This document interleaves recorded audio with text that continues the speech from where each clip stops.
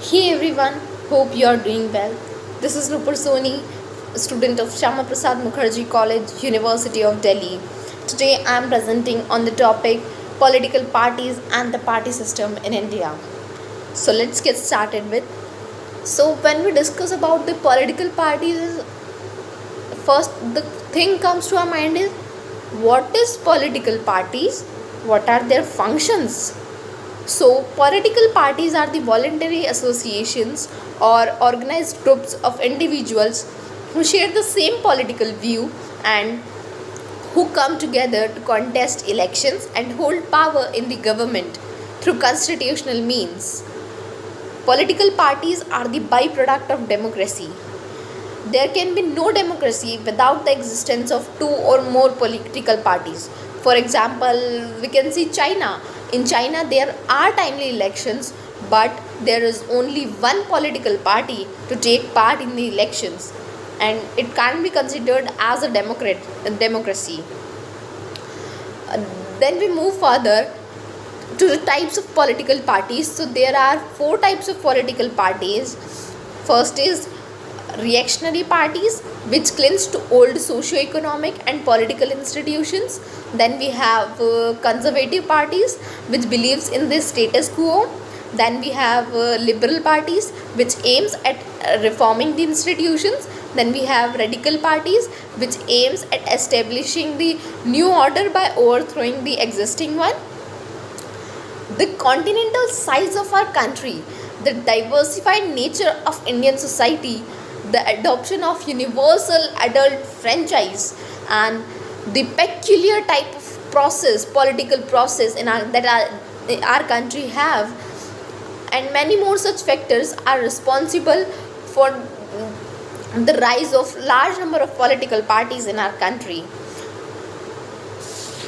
The party system in India has changed much from one party dominant system to multi party system, from single party government to era of coalition governments.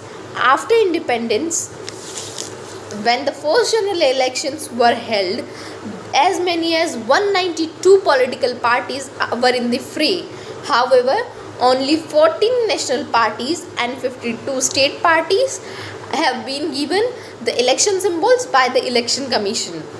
We clearly see from the past that the first four general elections, or the phase from 1952 to 1967, was the Congress phase. Writing in 1967, Rajni Kothari, an eminent political analyst, have preferred to call the Indian party system as one party dominant system or the Congress system. But after the incident of emergency that we all have seen, we all have read somewhere, after the incident of emergency, what happened is the Congress popularity suddenly falls and it is unable to gain the majority seats in the next elections, and era of coalition government started. In 1980, the Bharatiya Jansangh revived its organization under the new name of Bharatiya Janata Party or BJP. Also, there are some political parties which are basically regional but influences national politics as well. For example, we have Telugu Desam Party or TDP in Telangana and Andhra Pradesh region. We have Akali Dal in Punjab. We have Trinamool Congress in West Bengal region. We have AIDMK, GMK in the Tamil Nadu region. We have communist parties in the Kerala and northeastern Indian regions. We have Samajwadi Party and Bahujan Samaj Party, Bahujan Samaj Party in the UP region. These all are the regional parties which aims at raising the issues of a particular region and the communities living in that area. The presence of large number of regional parties is an important feature of the Indian political system. Factionalism, defections, splits, and mergers have been an important aspect of the functioning of political parties in India. And we all have seen this, that it is very common nowadays.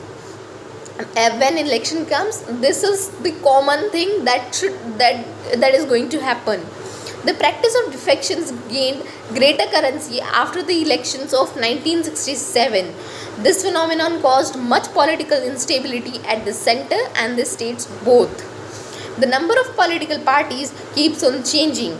In fact, India has the largest number of political parties in the world.